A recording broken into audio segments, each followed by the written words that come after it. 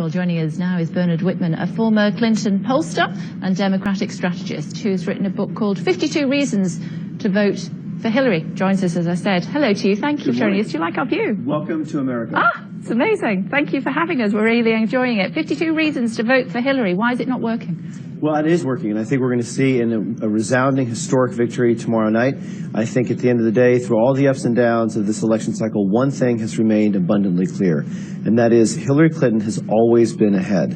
When the vote has been... Which poll are you looking at? No, she's really in terms of the average of polls throughout the entire election, she has always been ahead. When it's been a referendum on Donald Trump, she's been ahead by a lot. When it's been a referendum on her, she's been ahead by a little. But she's consistently been ahead in virtually every major poll and in all the averages. And I think that's going to end up being the case on Election Day, where I suspect she'll get about 48% of the vote. She wasn't ahead in the Washington Post NBC poll. But if you look at all the averages, I mean, as a pollster, you have to look at averages. You have to look at consistent patterns in data. An outlier here, an outlier there does not a story tell. And the story that we've seen is that Hillary Clinton's path to 270 has many different avenues. Donald Trump's has very few.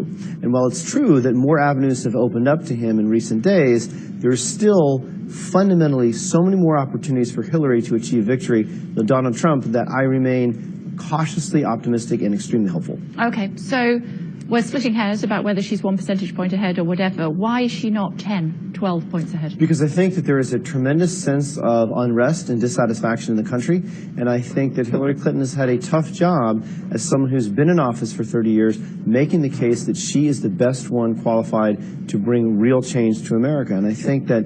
and that's the problem with the candidate, isn't it? Well, it's a problem. It's not just... It is a problem with... It's been a challenge for Hillary Clinton to connect to some voters, particularly voters with less education who've been left behind in this economy. But the fact is, 74 months of unending job growth. Has it been enough? No.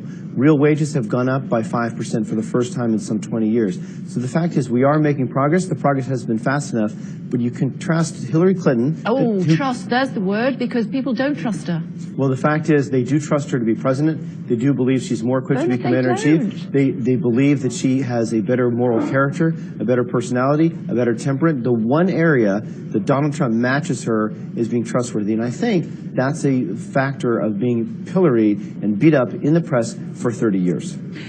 Nothing to do with her emails. Well, you know what? I actually think that if she could change one thing in her 30-year career, it would have been that private email server. Yeah. And the one area that I would really take task with the campaign in Hillary is back last summer in 2015, when this all really blew up on the national stage. She should have been far more aggressive and come out and said, you know what?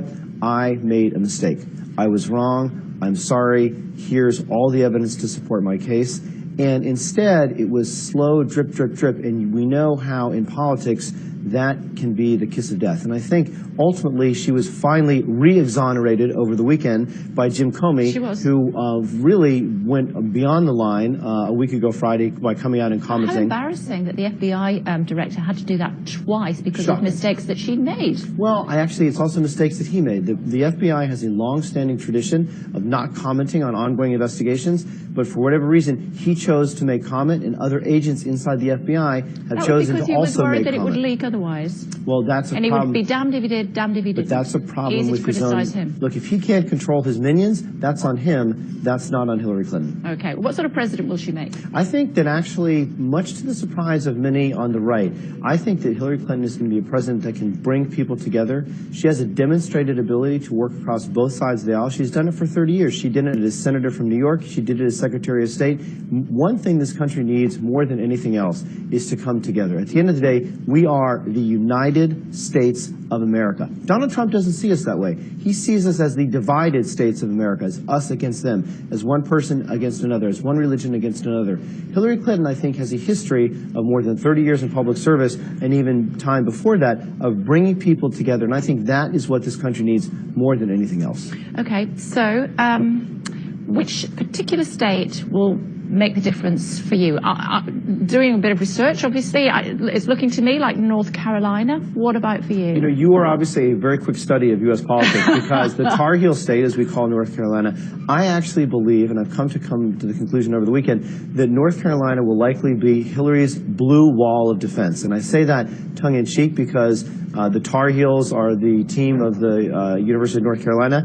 They are bitter rivals to Duke's Blue Devils. I think actually the North Carolinian voters will be Hillary's blue line of defense in this election. So she can lose Florida, she can lose Michigan, she can lose... The truth is, I don't believe she'll lose all these states, but she could lose Michigan, she could lose Ohio, she could lose Florida.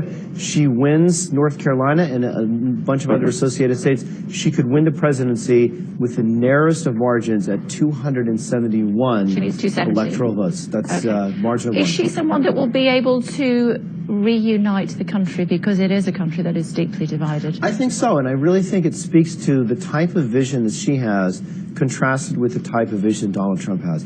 Frankly, if you look, Kay, at all of the different policy differences and all of the different character differences and the differences in vision that the two bring, I think the most profound and the reason why people who might still be on the fence should end up voting for Hillary is that she has a vision to bring the country together, whereas Donald Trump has a record of more than 15 saying, let's keep America divided.